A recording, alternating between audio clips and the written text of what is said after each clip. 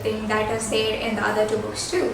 The first one, The Kite was about the relationship between father and son, characters. So the way he merges all those perspectives into one single big plot is very smooth.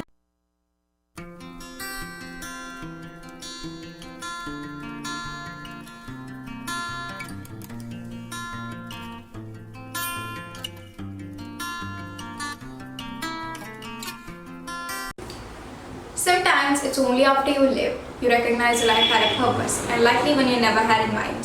It's been 3 years since I read this book, but the chords, the plot and the characters are stuck into my head, and I'm really admiring this piece of art. And the monocycle authored by one of the most delighted and gifted and my personal favorite author, Khaled Hosseini, who is an African-American author who has 2 international bestsellers out of the 3 books ever written.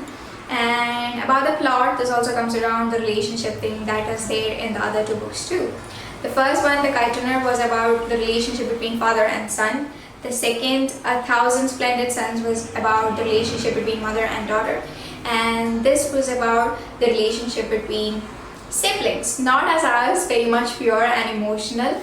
And they are tearing apart their life into 2 different parts due to the mere consequences that happens in their life and all those things that happens in their life all around the way, and how their childhood memories are haunting all throughout their life.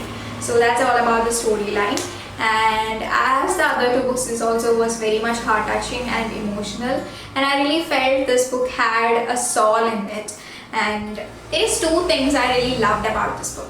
The first one is that it doesn't go around a cliche algorithm of having a few number of central characters who is fully developed. Apart from that, it was a really different experience here because every single character who's involved in the plot is given their part to, express their point of views, because 9 different chapters is narrated by 9 different, characters. So the way he merges all those perspectives into one single big plot is very smooth, and it was really nice to read the merging actually.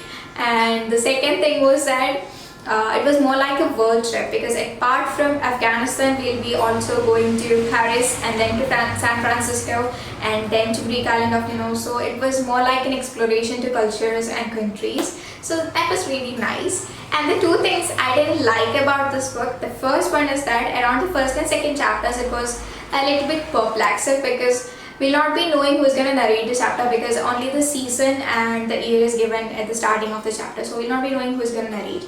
And around the 3rd and 4th chapters I was coping up with it, but the first and second chapters was a little bit confusing. And the second thing is that it was a little bit messy. The story was a little bit messy at the middle of the book, but it pays off in the end, but it was a little bit messy at the middle of the book. And also I was referring some of the YouTube videos about this book, but most of the people are like, please don't read this book because this isn't up to expectations. I really felt those guys were reading Kite Runner or Thousand Splendid Suns at first and then this. So that 2 books were a little bit complementary to each other, but this is entirely different. The storyline and the narrative is entirely different from the other 2 books. So if you read all the other 2 books and read it with an expectation of having another Kite Runner or another Thousand Splendid Suns, you'll be disappointed with it. So if you have read any of those books at first, please do read this with a very clean slate, and you're gonna enjoy this book because this is a masterpiece.